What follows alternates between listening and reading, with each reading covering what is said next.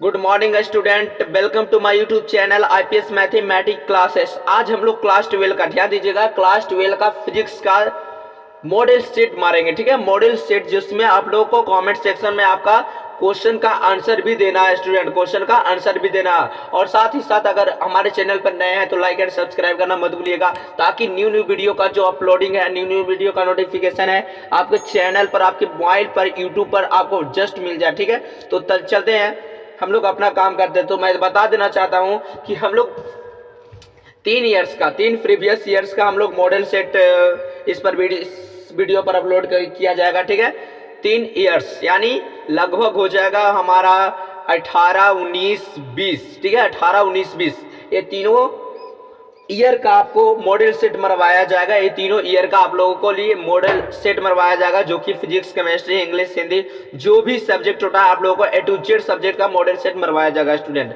तो चलते हैं, मैं बिना टाइम को गवाए हुए हम लोग अपना काम करते हैं। तो मैं बता देना चाहता हूं कि आज जो हम लोग इस वीडियो में सेट मारने वाले हैं वो है फिजिक्स का। ठीक है, फिजिक्स में जो कि 2019 में जो भी क्वेश्चन आया था उस पर हम लोग लेकर आए हैं। ठीक है, तो उसको क्वेश्चन को हम देख लेते हैं। सबसे पहला हमारा जो क्वेश्चन है स्टूडेंट, ध्यान दीजिएगा, हमारा जो क्वेश्चन सबसे पहला बोल रहा है कि एक उत्तल लेंस को पानी में डुबाया जाता है तब यह व्यवहार करता है किस प्रकार का। ठीक है, ध्यान दीजिएगा स्टूडेंट, कह रहा है कि एक उत्तल लेंस हमारे पास है। ध्यान दीजिएगा, कह रहा है कि एक उत्तल लेंस हमारे पास है। ठीक है, और उसको जो है पानी में डुबाया जाता है तब यह व्यवहार करता है किस प्रकार की तरह।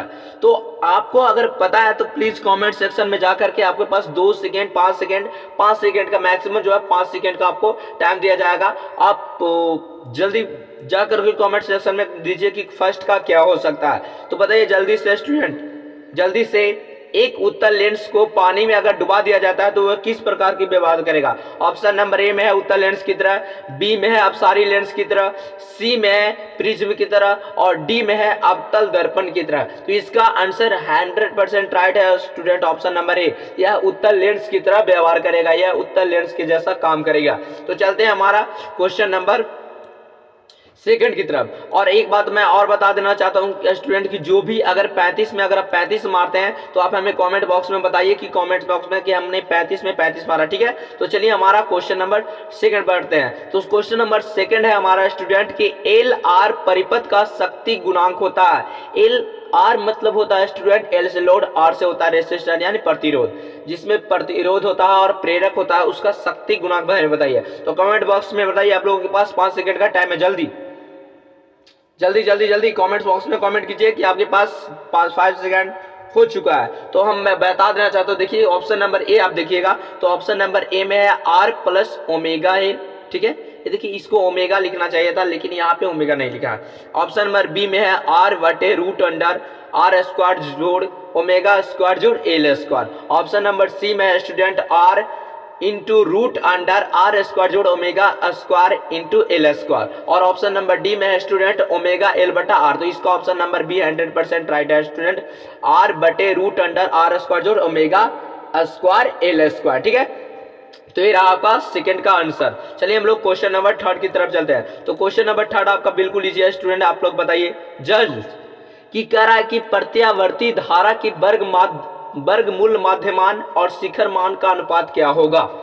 प्रत्यावर्ती धारा की वर्गमूल माध्यमान और शिखर मान का अनुपात क्या होगा। इसको मैं एक्सप्लेन नहीं करूंगा क्योंकि आप लोगों के पास समय कम है, आप लोग पढ़े हैं तो जल्दी कमेंट बॉक्स में बताइए इसका आंसर क्या होगा। प्रत्यावर्ती धारा का वर्ग माध्यमूल मान और शिखर मान का अनुपात क्या होता है स्टूडेंट। आप 5 second, only for 5 second, please comment your answer.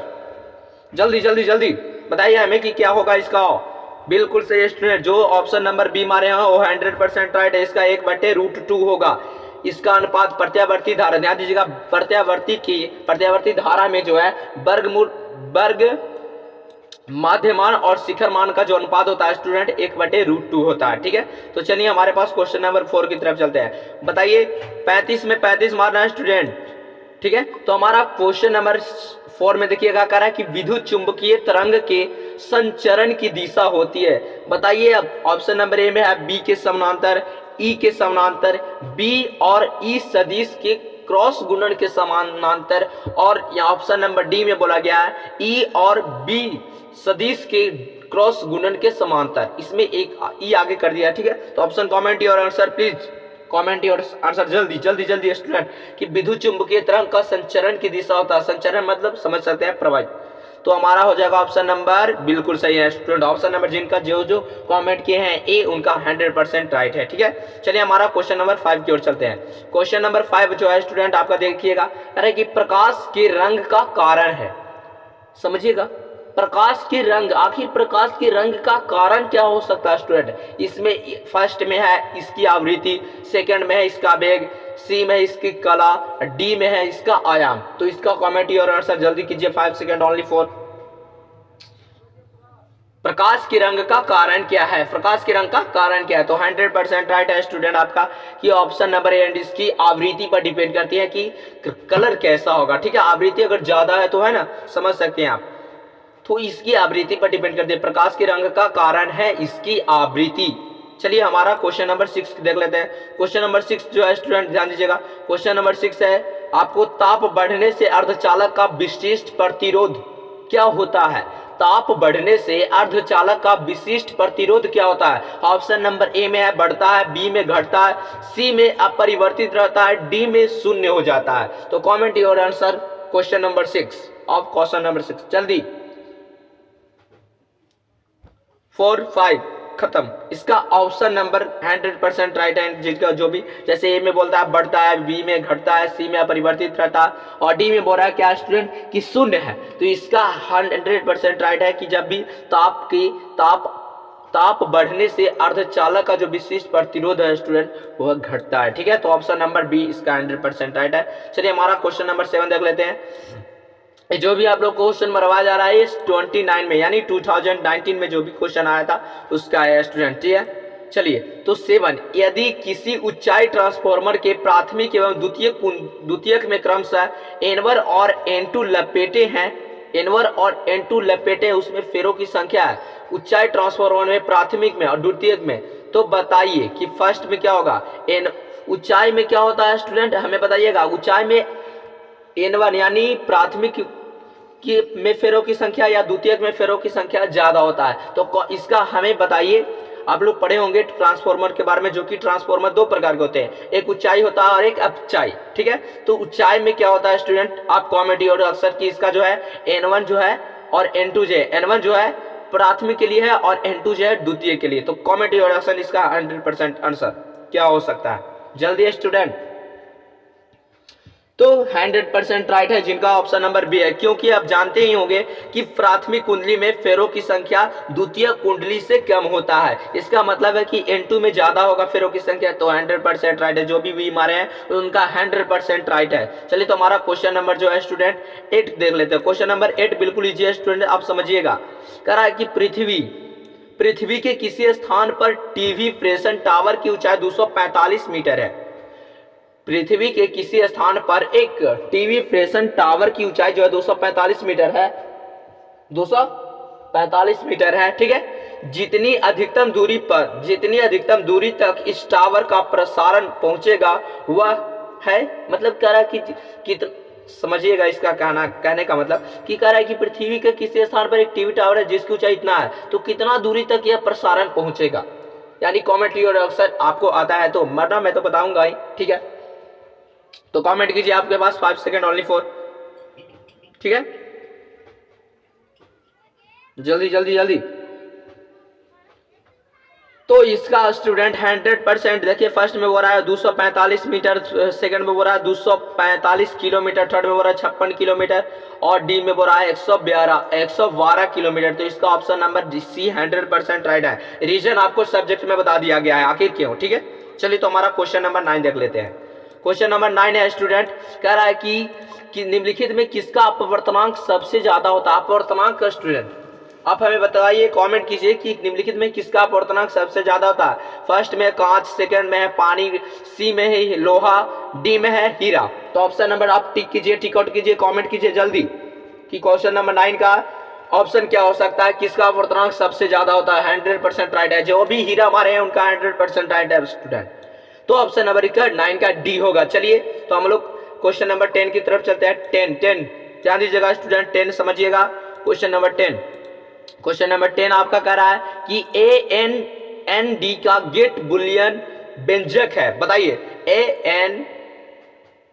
NAND का गेट बुलियन व्यंजक है, बताइए। ऑप्शन नंबर ए में बोल रहा है कि y बराबर a प्लस बी होगा, y बराबर a डॉट बी डॉट होगा, और सी में बोल रहा कि y और a का मॉड होगा, रेकरिंग होगा, और सी में बोल रहा कि y और a का, यानी ऑप्शन नंबर आप में इसमें से कमेंट कीजिए कि इसका ऑप्शन नंबर क्या है, ठीक है। जल्दी जल्दी स्टूडेंट प्लीज। तो चलिए, तो हमारा आंसर 100% राइट है। जिन जो भी ऑप्शन नंबर डी मारे हैं 10 का, वो 100% राइट है उनका स्टूडेंट, कि ए डॉट बी का रेकरिंग होगा था, ठीक है। उसके ऊपर इसको बोलते हैं लीनियर लाइन बोल सकते हैं। तो अनुचुंबकीय पदार्थ, ऑप्शन नंबर क्वेश्चन नंबर हम लोग 11 की तरफ चलते हैं। तो 11 में बताइए कि अनुचुंबकीय पदार्थ की प्रवृत्ति है, अनुचुंबकीय पदार्थ की प्रवृत्ति आखिर क्या हो सकता है। ऑप्शन नंबर ए में स्थिर है, शून्य है, अनंत है, चुंबकीय क्षेत्र पर निर्भर करता है। तो ऑप्शन इसका क्या होगा, आप कमेंट में कमेंट कीजिए जल्दी स्टूडेंट। अनुचुंबकीय पदार्थ की प्रवृत्ति क्या होती है स्टूडेंट, जल्दी जल्दी जल्दी। तो 100% राइट है जो भी मारे हैं, तो इसका ऑप्शन नंबर ए होगा, स्थिर रहता है, ठीक है। तो अनुचुंबकीय पदार्थ की जो प्रवृत्ति है वो स्थिर रहता है स्टूडेंट। चलिए, हमारा क्वेश्चन नंबर जो है 12 देख लेते हैं। क्वेश्चन हमारा 12 देख लेते हैं। चलिए, तो क्वेश्चन हमारा 12 देखिएगा। क्वेश्चन नंबर 12 में कह रहा है कि प्रत्यावर्ती धारा परिपथ में यदि धारा I एवं वोल्टेज के बीच कालांतर फाई हो तो धारा का वाटहीन घटक क्या होगा। ऑप्शन नंबर ए में दे दिया गया है student I cos phi, B में I tan फाई, सी में I sin फाई, डी में I cos स्क्वायर फाई। तो कॉमेंट और एक्शन प्लीज। क्वेश्चन नंबर 12 बिल्कुल सही है स्टूडेंट, इसका ऑप्शन नंबर 100% राइट है, option number C I sin phi, ठीक है। I sin फाई इसका 100% राइट है स्टूडेंट। अब चलिए, हमारा क्वेश्चन नंबर जो है 13 देख लेते हैं। क्वेश्चन नंबर 13 में करा कि आवेश का पृष्ठ घनत्व का मात्रक है। देखिए स्टूडेंट, आप एक पढ़े होंगे और इसका कमेंट जरूर हमें बताइए, आंसर ये सही होना चाहिए, और हमें लास्ट में ये भी बताइए कि आपको 35 में कितना क्वेश्चन आपको सही हुआ है। तो ऑप्शन नंबर ए में कूलम बटा मीटर स्क्वायर, बी में है न्यूटन प्रति मीटर, सी में बोरा कूलम प्रति वोल्ट, डी में बोरा कूलम मीटर, कूलम गुने मीटर है। तो इसका 100% राइट है स्टूडेंट, जिसका ऑप्शन नंबर ए हमारे हैं। जो भी आप कमेंट किए हैं, आवेश का पृष्ठ घनत्व, पृष्ठ में तो होता है क्षेत्रफल स्टूडेंट, आप समझ सकते हैं, पढ़े होंगे आप चैप्टर में, ठीक है। तो चलिए, हमारा क्वेश्चन नंबर 13 हो गया। अब हम लोग क्वेश्चन नंबर 13 के बाद हम लोग क्वेश्चन नंबर 14 देख लेते हैं। क्वेश्चन नंबर 14 में देखिएगा स्टूडेंट, कह रहा है कि समान समायोजन, ध्यान दीजिएगा, सामान्य समायोजन के लिए खगोलीय दूरदर्शक की आवर्धन क्षमता होती है। देखिए, सामान्य समायोजन के लिए जर्नल जोड़ने के लिए जो खगोलीय दूरदर्शक की आवर्धन क्षमता होती है, फर्स्ट में बोला गया है ए में कि F0/F, माइनस में बोल रहा है ऑप्शन नंबर ए F0/Fe होता है। सेकंड में बोल रहा है बी में माइनस F0 मल्टीपल Fe होता है, सी में Fe माइनस Fe बटा F0 होता है, और डी में बोल रहा है माइनस F0 प्लस में Fe होता है। तो इसका ऑप्शन नंबर ए 100% राइट है स्टूडेंट, इसको समझिएगा। करे कि निर्वात में F जो है क्षमता होती है, ठीक है, प्रकाश की क्षमता। तो इसको समझिएगा, आपको समझ में आ जाएगा। अगर आप चैप्टर पढ़ेंगे तो 100% आपको माइंड में होगा कि माइनस F0 बटा Fe होता है। तो चलते हैं हमारा क्वेश्चन नंबर 15 की तरफ चलते हैं। तो आपको चैप्टर दे दिया जाता है स्टूडेंट, बट क्या किया जाए, हमारे पास टाइम इतना नहीं है, टाइपिंग करने में बहुत सारा प्रॉब्लम हो जाता है, क्योंकि बहुत सबसे ज्यादा टाइपिंग में होता है। चलिए, कोई दिक्कत नहीं है, लेकिन आप लोग के लिए फुल्ली मेहनत करना है स्टूडेंट। आप लोग को गारंटी है कि आप मैक्सिमम इस बार तो स्टूडेंट कोई भी फेल नहीं करेगा, ये मैं गारंटी लेता हूं, क्योंकि आप अगर पढ़ते हैं तो आप पढ़ने में फिर सिर्फ पॉइंट फोकस कीजिए, ज्यादा नहीं। आपको 2 महीना काफी है, 2 महीना को आप सेकंड में सोचिए। तो हमारा क्वेश्चन नंबर 15 की तरफ चलते हैं। इन अपवर्तनांक तथा ए प्रिज्म कोण वाले पतले प्रिज्म का न्यूनतम विचलन कोण है, कौन होता है। 15 नंबर में एन अपवर्तनांक तथा ए प्रिज्म कोण वाले पतले प्रिज्म का न्यूनतम विचलन कौन होता है। तो इसका कॉमेंट और रिएक्शन ए में है 1 - 1 माइनस एन इंटू ए, बी में है एन माइनस वन इंटू ए, और डी में सी में हो रहा है एन प्लस वन इंटू ए, और डी में हो रहा है ए वन प्लस एन इंटू ए स्क्वायर। तो option number is student 100% right है, जो भी मारे हैं 100% राइट है। ऑप्शन नंबर बी 100% इसका राइट है स्टूडेंट, जो भी मारे हैं एन माइनस वन इंटू ए। चलिए हमारा क्वेश्चन नंबर जो है 14 देख लेते हैं। क्वेश्चन नंबर 14 नहीं 16 है स्टूडेंट, ठीक है। क्वेश्चन नंबर हमारा 16 देख लेते हैं। क्वेश्चन नंबर 16 में कह रहा है कि 60 वाट एंड 40 वाट के दो बल्ब है, ठीक है। यदि श्रेणी क्रम में जोड़ दिए जाए तो उनकी सम्मिलित शक्ति क्या होगी, मतलब उनका कुल शक्ति क्या होगा, वाट क्या होगा। तो 100% इसका राइट आंसर होगा। कमेंट कीजिए, मैं तो बताऊंगा ही, लेकिन कमेंट कीजिए, आपके पास 5 सेकंड और नहीं बचा हुआ है। चलिए तो इसका 100% राइट ऑप्शन स्टूडेंट 24 वाट होगा, ठीक है। 24 वाट अगर श्रेणी क्रम में, आप समझिएगा सम्मिलित शक्ति श्रेणी क्रम में जोड़ा जा रहा है तो आप समझ सकते हैं, ठीक है। आप इसको कमेंट कर सकते हैं, आप इसका कमेंट कीजिएगा। इसको आप निकाल भी सकते हैं 6 वाट इतना वाट, तो बल्ब को कैसे करेंगे। चलिए तो हमारा क्वेश्चन नंबर 17 देख लेते हैं। क्वेश्चन नंबर 17 में देखिएगा स्टूडेंट कह रहा है कि यदि 100 वोल्ट तक आवेशित करने पर एक संधारित्र की संचित ऊर्जा 1 जूल हो तो संधारित्र की धारिता कितनी होगी। ऑप्शन नंबर ए में स्टूडेंट 2 गुने 10 के पावर 4 फैराडे, बी में 2 गुने 10 के पावर माइनस 4 फैराडे, सी में 2 गुने 10 के पावर 2 फैराडे, डी में 2 गुने 10 के पावर माइनस 2 फैराडे। तो ये comment your answer please. Just question number 17 okay 100% right है, जो भी मारे हैं 2 गुने 10 के पावर माइनस 4 फैराडे, इनका 100% राइट है। कह रहा है कि 100 वोल्ट का तक किसी पदार्थ को आवेशित किया जाता है मान लीजिए, और एक संधारित्र की संचित ऊर्जा इतना जो 1 जूल है, तो संधारित्र की धारिता कितनी हुई। तो इसका 100% राइट 2 गुना 10 के power minus 4 Faraday. Question number हमारा जो है स्टूडेंट, अब हम लोग 18 देखने वाले हैं। क्वेश्चन नंबर हमारा 18 जो कह रहा है कि बेलनाकार लेंस का व्यवहार किया जाता है आंख के उस दोष का दूर करने के लिए जिसे कहा जाता है। अब बताइए, आप कमेंट कीजिए आंसर की। आप पढ़े होंगे कि बेलनाकार जो लेंस होता है किसके लिए उपयोग किया जाता है स्टूडेंट, ठीक है। आप हमें कमेंट में आंसर कीजिए और क्या कहा जाता है उसे। फर्स्ट में बोला गया है, ध्यान दीजिएगा, निकट दूरदर्शिता, निकट दृष्टिता, दीर्घ दृष्टिता, एस्टिग्मैटिज्म और जरा दृष्टिता। तो इसका ऑप्शन नंबर बताइए हमें कमेंट सेक्शन में क्या हो सकता है कि बेलनाकार लेंस किसके लिए उपयोग किया जाता है। तो 100% राइट है, बेलनाकार जो है एस्टिग्मैटिज्म के लिए उपयोग किया जाता है, इंग्लिश में इसको बोला जाता है, ठीक है। तो चलिए हमारा क्वेश्चन नंबर जो है अबिंदुकता बोलते हैं उससे, है ना। चलिए तो हमारा क्वेश्चन नंबर जो है 19 देख लेते हैं। क्वेश्चन नंबर 19 में कह रहा है स्टूडेंट क्या आदर्श एमीटर का प्रतिरोध होता है। ये देखिए इतना इजी अगर क्वेश्चन बिहार बोर्ड में डालेगा तो स्टूडेंट तो 35 में 35 फिर हमारे क्या आएगा। और आपको तो अब तो ऑप्शन दे दिया है स्टूडेंट की क्लास 2020 से आपको ये तो ऑफर मिल गया है कि आप 35 क्वेश्चन नहीं, आपको 42 मिलेगा और उसमें से 35 को जवाब देना है। तो चलिए आप बताइए कि आदर्श एमीटर का प्रतिरोध क्या होता है। शून्य होता है, बहुत कम होता है, बहुत अधिक होता है या अनंत होता है। तो 100% जो भी ऑप्शन नंबर बी मारे हैं उनका 100% राइट है स्टूडेंट।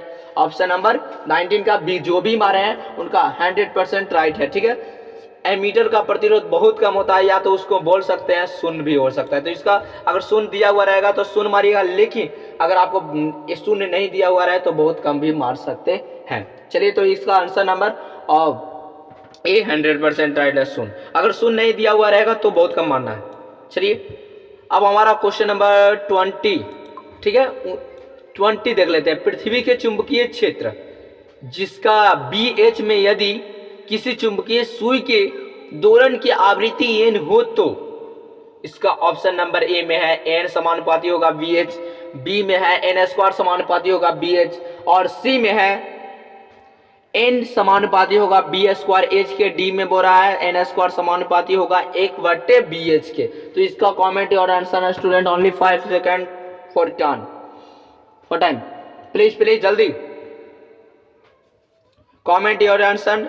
बिल्कुल 100% जो भी ऑप्शन नंबर बी जो भी 100% राइट है, जो भी ऑप्शन नंबर बी हमारे उनका 100% राइट है कि पृथ्वी के एक चुंबकीय क्षेत्र BH में यदि किसी चुंबकीय सुई के दोलन की आवृत्ति n हो तो समानुपाती होता है, n स्क्वायर समानुपाती होगा चुंबकीय क्षेत्र, पृथ्वी के चुंबकीय क्षेत्र। तो चलिए हमारा क्वेश्चन नंबर अब हम लोग 21 देख लेते हैं, 21 देख लेते हैं स्टूडेंट, ठीक है। क्वेश्चन हमारा 21 देख लेते हैं। तो क्वेश्चन हमारा नंबर जो कि 21 में कर रहा है स्टूडेंट, ध्यान दीजिएगा कि किसी बिंदुवत स्रोत से परिमित दूरी पर तरंगार्ग होता है। फिर से, किसी बिंदुवत स्रोत से परिमित दूरी पर तरंगाग्र बोल सकते हैं, तरंगाग्र बोल सकते हैं ऐसे। फिर से समझिएगा इसको, आप अगर जानते होंगे तो इसको कमेंट्स कर सकते हैं, लेकिन मैं बता देना चाहता हूं कि पृथ्वी के बिंदुवत स्रोत से, बिंदुवत स्रोत मतलब जहां बिंदु है पृथ्वी के, ठीक है, किसी बिंदुवत स्रोत से परिमित दूरी पर तरंगार्ग जो होता है वो ए में बोला गया गोलाकार, बी में बेलनाकार, सी में समतल और डी में वृत्ताकार। तो कॉमेंट और आंसर ओनली फॉर अगर जानते हैं तो इसका 100% है। अगर तिरंगा अगर है तो बिंदुवत के लिए हो रहा है तो इसका 100% गोलाकार ही होगा स्टूडेंट, क्योंकि बिंदु का जो है वो तिरंगा अगर गोलाकार होता है। चलिए हमारा क्वेश्चन नंबर 22 देख लेते हैं। कह रहा है कि डायनमो के कार्य का सिद्धांत आधारित है। देखिए ये इंपॉर्टेंट है, आपको इसको माइंड में रखना अति आवश्यक है कि डायनमो के कार्य का सिद्धांत किस पर आधारित है। 22 question number, comment your answer only for 5 second. बिल्कुल सही है स्टूडेंट। फर्स्ट में आपको बोला गया क्या, धारा ऊष्मीय प्रवाह, सेकंड में विद्युत चुंबकीय प्रेरण के सिद्धांत पर या प्रेरित चुंबकत्व पर, या ऑप्शन नंबर डी में है प्रेरित विद्युत पर। तो इसका ऑप्शन नंबर डी 100% राइट है स्टूडेंट, 100% राइट है। विद्युत चुंबकीय प्रेरण पर डायनमो का कार्य करता है, डायनमो का जो यंत्र होता है उस कार्य करता है। तो चलिए हमारा क्वेश्चन नंबर 23 देख लेते हैं। तो क्वेश्चन नंबर हमारा 23 का रहा स्टूडेंट कि यदि लैम्डा तरंग दैर्ध्य वाले फोटोन की ऊर्जा होती है, ऑप्शन नंबर बताइए कमेंट योर आंसर, लैम्डा तरंग वाले फोटोन की ऊर्जा होती है, please comment your answer only for 5 second. बिल्कुल स्टूडेंट, जो भी ऑप्शन नंबर बी मारे हैं उनका 100% राइट है। एससी बटे लैम्डा होता है, तरंग फोटोन की ऊर्जा जो है एससी बटे लैम्डा होता है, एससी बटे लैम्डा। तो चलिए हमारा क्वेश्चन नंबर 24 देख लेते हैं स्टूडेंट। तो क्वेश्चन हमारा 24 जो कर रहा है स्टूडेंट, ध्यान दीजिएगा कि वैद्युत द्विध्रुव की निरक्षीय स्थिति में, वैद्युत द्विध्रुव की निरक्षीय स्थिति में विद्युत विभव का व्यंजक होता है। अब याद कीजिए, जब आप पढ़े होंगे तो आपको बताया गया होगा कि वैद्युत द्विध्रुव के निरक्षीय, एक होता है अक्षीय और एक होता है निरक्षीय। अक्ष बोलते हैं जो एक्स की जो बोलते हैं क्षैतिज तल में उसको अक्षीय बोलते हैं, और जो लंबवत होती है उसको निरक्षीय बोलते हैं। तो comment your answer option number A B C D, just only for 5 second please student, comment your answer. 100% right है स्टूडेंट। विद्युतीय विभव का जो व्यंजक होता है निरक्षीय पर वो शून्य होता है, ठीक है। ऑप्शन नंबर इसका डी होगा। चलिए हमारा क्वेश्चन नंबर अब हम लोग 25 देख लेते हैं। क्वेश्चन नंबर 25 में देखिएगा स्टूडेंट, आपको बोला जा रहा है, ध्यान दीजिएगा। क्वेश्चन नंबर 25 में कह रहा है कि 10 + 10 माइक्रोकूलम और -10 माइक्रोकूलम के दो बिंदु आवेश वायु में परस्पर 40 सेंटीमीटर की दूरी पर है, तो निकाय की वैद्युत स्थितिज ऊर्जा क्या होगी। ये तो वैद्युत स्थितिज ऊर्जा के फॉर्मूला पर ये तो बन सकता है स्टूडेंट। तो जल्दी आप लोग कमेंट कीजिए आंसर, ठीक है, कि क्या होगा। जल्दी स्टूडेंट, आपके पास ओनली फॉर 5 सेकेंड है, ठीक है। बिल्कुल सही है स्टूडेंट। यहाँ पे ऑप्शन नंबर ए में है 2.25 जूल, सेकेंड में बोला गया 2.35 जूल, थर्ड में बोला गया -2.25 जूल। इसका 100% राइट है, जो -2.25 जूल होता है, ठीक है। तो चलिए हमारा क्वेश्चन नंबर अब हम लोग 26 देख लेते हैं। तो क्वेश्चन नंबर 26 स्टूडेंट आपको बोल रहा है कि पृथ्वी के चुंबकीय ध्रुव पर नमन कोण का मान होता है। देखिए आपको बताया गया होगा कि पृथ्वी के चुंबकीय ध्रुव पर नमन कोण का मान कितना होता होगा, ठीक है। तो आपके पास ऑप्शन है ए बी सी डी, आप कमेंट कीजिए। आप समझिए कि केबीसी कर रहे हैं, आप 7 करोड़ जीतने वाले, क्या आपका ऑप्शन है, जवाब दीजिए। आपके पास ओनली फॉर 1 चांस है, ओनली फॉर 5 सेकेंड। बिल्कुल सही है स्टूडेंट। जो भी विद्यार्थी ऑप्शन नंबर सी मारे हैं उनका 100% राइट है, 100% कमेंट सही है कि इसका जो है नमन कोण जो है वो चुंबकीय ध्रुव पर पृथ्वी के बोल रहा है, पृथ्वी के ध्रुव पर जो है नमन कोण वो 90 डिग्री का होता है। चलिए हमारा क्वेश्चन नंबर है 27। क्वेश्चन नंबर 27 हम लोग देखेंगे कि चुंबकीय क्षेत्र बी में अवस्थित एम चुंबकीय आघूर्ण वाले धारा पाश द्वारा अनुभूत बल आघूर्ण यानी टाउ का जो मान होता है क्या होता है? Please comment your answer. Option number A B C D. ठीक है, ए में बोल रहा है टाउ बराबर एम और बी का क्रॉस गुणन होता है, बी में बोल रहा है बी और एम का क्रॉस गुणन होता है, सी में बोल रहा है एम बटे बी का, और डी में बोल रहा है एम और बी का डॉट गुणन होता है। तो चलिए कमेंट कीजिए आंसर कि ए बी सी डी इसमें से इनमें से कौन सा होगा प्लीज। बिल्कुल सही है स्टूडेंट, जो भी ऑप्शन नंबर ए हमारे हैं कि टाउ बराबर जो है वो बल चुंबकीय आघूर्ण और चुंबकीय क्षेत्र का क्रॉस गुणन होता है। याद रखिए बल आघूर्ण का फॉर्मूला, आपको इसको विद्युत आघूर्ण भी बोला गया होगा। ठीक है, तो पी और ई होता है उसमें, याद रखिए। तो चलिए हमारा क्वेश्चन नंबर 28 देख लेते हैं। 28 देख लेते हैं। 28 में क्या कर रहा है, इसका प्रॉब्लम क्या है भाई, ये क्यों इतना समय बर्बाद कर रहा है भाई? देखो कह रहा है कि जितने समय में किसी रेडियो एक्टिव पदार्थ की राशि अपने प्रारंभिक परिमाण से आधी हो जाती है उसे कहते हैं। अब बताइए, जितने समय में किसी रेडियो एक्टिव पदार्थ की राशि जो है अपने प्रारंभिक परिमाण से आधी हो जाती है उसे क्या कहते हैं स्टूडेंट? कमेंट योर आंसर, उसे क्या कहते हैं? ऑप्शन नंबर ए में है औसत आयु, बी में है आपको अर्ध आयु, सी में है आपको आवर्तकाल, डी में है आपका अपक्षय नियतांक। तो comment your answer only for 5 second, only for 5 second आपके पास टाइम है। तो इसे क्या कहते हैं? तो बिल्कुल बिल्कुल सही है स्टूडेंट, आपका ऑप्शन नंबर बी जो 100% है। जो भी आप कमेंट किए हैं या कमेंट जिनका गलत है आप चाहे तो उनका मॉडल सेट क्वेश्चन को लिख सकते हैं। आप प्रैक्टिस कीजिए, वीडियो को डाउनलोड कर लीजिए ताकि आप जब भी एग्जाम दिए तो इनको रिवाइज कर लें स्टूडेंट, ताकि आप लोग को मोस्ट इंपॉर्टेंट हेल्पफुल हो जाएगा। तो अर्ध आयु हो गया, इसका ऑप्शन नंबर बी 100% राइट अर्ध आयु होगा। अब हमारा क्वेश्चन नंबर जो है 29 देख लेते हैं स्टूडेंट। क्वेश्चन नंबर 29 में बोला जा रहा है कि ध्यान दीजिएगा कि विद्युत परिपथ की शक्ति होती है। अब बताइए शक्ति का फॉर्मूला, अगर आप विद्युत परिपथ पढ़े होंगे तो शक्ति का बारे में बताया गया। तो जल्दी इसका कमेंट कीजिए। ए बी सी डी। ए में है वी आर, बी में है वी स्क्वायर आर, सी में आपका वी स्क्वायर आर और डी में है आपका स्टूडेंट सॉरी यहाँ पे पहुंच गया। ठीक है, हाँ सॉरी यहाँ पे क्या हो रहा है भाई, एक मिनट कोई दिक्कत नहीं है, हम लोग यहाँ पे देख लेते हैं। एक मिनट ब्रेकडाउन। हाँ तो बताइए इसका ऑप्शन कौन सा हो सकता है? कुछ टेक्निकल प्रॉब्लम हो गया था, कोई दिक्कत नहीं है। तो ऑप्शन इसका 100% राइट है student. Option number question number 29 का वी स्क्वायर बटे आर होता है स्टूडेंट। विद्युत परिपथ की शक्ति जो होता है वो वी स्क्वायर बटे आर होता है। तो चलिए हमारा क्वेश्चन नंबर 13 अब देख लेते हैं। क्वेश्चन नंबर 13 में है स्टूडेंट कह रहा है कि आयाम अधिमिश्रण, ध्यान दीजिएगा आपका क्वेश्चन नंबर 13 में कह रहा है कि आयाम अधिमिश्रण में अधिमिश्रित सूचनांक होता है। ऑप्शन नंबर ए में हमेशा शून्य होता है, 0 से 1 के बीच होता है। बी में बोल रहा है, सी में बोल रहा है 1 तथा इन्फिनिटी के बीच होता है या 0.5 से ज्यादा नहीं। तो कमेंट योर आंसर की आयाम, ठीक है यहाँ पे नजर नहीं आ रहा, तो आयाम यहाँ पे बोल रहा है कि आयाम अधिमिश्रण में अधिमिश्रित सूचनांक होता है। तो comment your answer option number A B C D. ठीक है, तो इसका 100% राइट है स्टूडेंट। ए और 0 के बीच होता है, यानी 0 और 1 के बीच होता है। ठीक है, ऑप्शन नंबर बी इसका 100% राइट है। चलिए हमारा क्वेश्चन नंबर जो है 31 देख लेते हैं स्टूडेंट। तो क्वेश्चन नंबर 31 में बोल रहा है स्टूडेंट की 2 लेंस है जिनकी क्षमता जो है -15 डायोप्टर और +5 डायोप्टर है। तो संपर्कित संयुक्त करने पर समायोजन की फोकस दूरी क्या हो सकती है? ऑप्शन में ये तो आपको कैलकुलेशन हो गया कि कैलकुलेशन कीजिएगा, तो जस्ट कैलकुलेशन करके हम बताइए कि ए बी सी डी होगा। ठीक है, कमेंट ऑप्शन 31 क्वेश्चन नंबर। ठीक है, बिल्कुल इसको आप कैलकुलेट कीजिए तो आपको कितना आया था स्टूडेंट?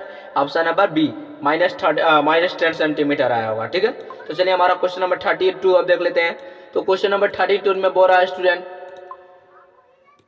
कि एक तार में 1 एम्पियर की धारा प्रवाहित हो रही है। यदि इलेक्ट्रॉन का आवेश 1.6 × 10⁻⁻19 कूलम हो तो प्रति सेकेंड तार में प्रवाहित इलेक्ट्रॉनों की संख्या कितनी होगी? बिल्कुल इजी है स्टूडेंट, आप बचपन से पढ़ते आ रहे होंगे कि एक सेकेंड में कितना पढ़े होंगे। तो 1 सेकेंड में जो है 6.25 × 10⁻18 इलेक्ट्रॉन 1 सेकेंड में प्रवाहित होता है। चलिए तो हमारा क्वेश्चन नंबर अब 33 देख लेते हैं स्टूडेंट। क्वेश्चन नंबर 33 भी बिल्कुल ईजी है स्टूडेंट, आप इसको समझिएगा। कह रहा है क्या, एक मिनट यहाँ पे जरा इसको हम नीचे लेके आ आते हैं। ए भाई नीचे आ, ठीक है। तो ऐसे भी ध्यान दीजिएगा, ये इजी क्वेश्चन है, समझ में आ जाएगा कि कह रहा है, ये आप पढ़े होंगे कि किसी गोलीय पृष्ठ के अंदर यदि Q आवेश रख दिया जाए तो संपूर्ण पृष्ठ से निकलने वाला विद्युतीय फ्लक्स कितना होगा। देखिए स्टूडेंट कितना इजी और कितना क्वेश्चन इजी है। आप अगर चैप्टर 2 पढ़े होंगे तो उसमें होगा विद्युतीय क्षेत्र और गॉस का नियम, गॉस का नियम था, है ना। तो उसमें आपको बताया गया होगा कि गॉस का नियम ये बोल रहा है कि अगर कोई गोलीय पृष्ठ है उसके अंदर हम आवेश रख देते हैं तो क्या होगा, तो Q आवेश का 1/ε0 होता है स्टूडेंट। तो इसका ऑप्शन नंबर ए बिल्कुल इजी था, Q/ε0 होगा। चलिए तो 33 का ऑप्शन नंबर बी 100% राइट है। हमारा क्वेश्चन नंबर अब हम लोग 34 देख लेते हैं स्टूडेंट, ठीक है। क्वेश्चन नंबर हमारा 34 देख लेते हैं। तो क्वेश्चन नंबर हमारा जो 34 हो रहा है स्टूडेंट, वो समझिएगा कि स्थिर विभवांतर पर किसी विद्युत परिपथ का प्रतिरोध आधा कर दिया जाए तो उत्पन्न उष्मा का जो मान होगा क्या होगा। ऑप्शन नंबर ए में आधा हो जाएगा, बी में दुगना होगा, सी में चौगुना होगा और डी में स्थिर रहता है। तो इसका 100% राइट है स्टूडेंट, आधा हो जाएगा। किसी भी स्थिर विभवांतर का या किसी विद्युत परिपथ का प्रतिरोध को क्या कर दिया जाएगा, आधा कर दिया जाए तो उसका उत्पन्न जो उष्मा का मान होगा वो आधा हो जाता है स्टूडेंट, वो आधा हो जाता है, ठीक है। तो चलिए हमारा क्वेश्चन नंबर अब हम लोग 35 देख लेते हैं एंड इस वीडियो का लास्ट क्वेश्चन, इस चैप्टर का लास्ट क्वेश्चन। तो हमारा 35 नंबर क्वेश्चन में कह रहा है कि सूर्य की प्रकाश का स्पेक्ट्रम होता है। आप देखिए कितना इजी क्वेश्चन दे दिया है आपके सामने। अगर आपके पास ऐसा अगर क्वेश्चन आ जाएंगे तो आप बिल्कुल 100% कंफर्म होकर मार्क में आइएगा स्टूडेंट कि सूर्य के प्रकाश का स्पेक्ट्रम क्या होता है। ऑप्शन नंबर ए में बोल रहा है सतत होता है, बी में बोल रहा है रैखिक का स्पेक्ट्रम होता है, सी में काली रेखा का स्पेक्ट्रम होता है, डी में काली पट्टी का स्पेक्ट्रम होता है। तो इसका ऑप्शन नंबर ए 100% सतत होता है स्टूडेंट, कि सूर्य के प्रकाश का जो स्पेक्ट्रम होता है ना वो सतत होता है, तब तक सतत होता है। आप हमें कुल टोटल आप चेक करके बताइए कि आपको 35 में कितना क्वेश्चन सही होगा स्टूडेंट, ताकि आपको पता चल जाएगा कि आप कितना पानी में है कितना ऊपर है, ठीक है। तो आप कमेंट योर आंसर एंड संख्या की कि आप ये जो 35 क्वेश्चन नंबर है इसमें से आप कितना जो है बना पाए हैं मैक्सिमम से मैक्सिमम, ठीक है। तो चलते हैं, तब तक के लिए गुड बाय एंड इस वीडियो को अपने दोस्तों के पास शेयर करना मत भूलिएगा स्टूडेंट। और हाँ, फिजिक्स के बाद केमिस्ट्री, इसके जस्ट नीचे लिंक में डिस्क्रिप्शन में लिंक दे दिया जाएगा। ऑलरेडी हिंदी इंग्लिश मैथ जो भी है आपको मॉडल सेट बनवाया जा रहा है 2019 का। 2019 के बाद 2020 हम लोग खेलेंगे क्रिकेट, जो कि अब अभी चल रहा है मैच में, ठीक है। तो चलते हैं स्टूडेंट, तब तक के लिए good bye and IPS mathematics classes को लाइक सब्सक्राइब शेयर करना मत भूलिएगा। तब तक के लिए good bye and thanks for my video watching.